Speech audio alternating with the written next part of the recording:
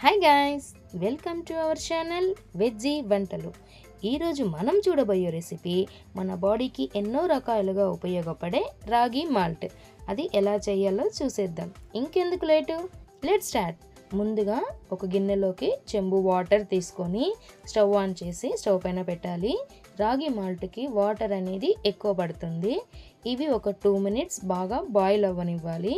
ఇవి బాయిల్ అయ్యేలోగా ఇంకొక బౌల్లోకి ఒక ప్యాకెట్ రాగి పిండి తీసుకొని ఎక్కడ ఉండలనేది లేకుండా బాగా కలుపుకుంటూ కొద్ది కొద్దిగా వాటర్ అనేది యాడ్ చేసుకోవాలి.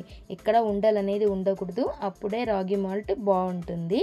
ఇలా చూడండి, ఇలాగా ఎక్కడ ఉండలు లేకుండా ఇలా స్మూత్గా కలుపుకుంటూ ఇంకొక చెంబు వాటర్ కూడా యాడ్ చేసుకోవాలి. రాగి మాల్ట్కి ఎంత వాటర్ యాడ్ చేస్తే అంత బాగుంటుంది. చూడండి, ఇలాగ ఉండలు లేకుండా ఇలా పిసుకుతూ బాగా వాటర్ యాడ్ చేసుకుంటూ కలుపుకొని బాగా మరుగుతున్నటువంటి వాటర్లో వేసేయాలి.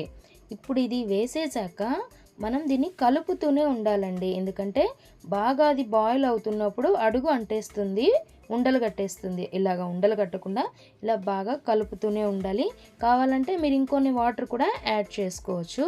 మీరు ఇది పాలతో తీసుకోవాలి అనుకుంటే ఇది మరుగుతున్నప్పుడే ఒక గ్లాస్ పాలు కూడా దీంట్లో యాడ్ చేసుకోవచ్చు.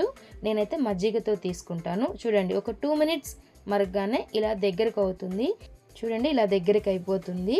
బాగా ఇలా దగ్గరికి అయిన తర్వాత దీంట్లోకి కొద్దిగా సాల్ట్ అనేది యాడ్ చేసుకోవాలి. మీరు పాలతో తీసుకుంటే షుగర్ యాడ్ చేసుకోవాలి.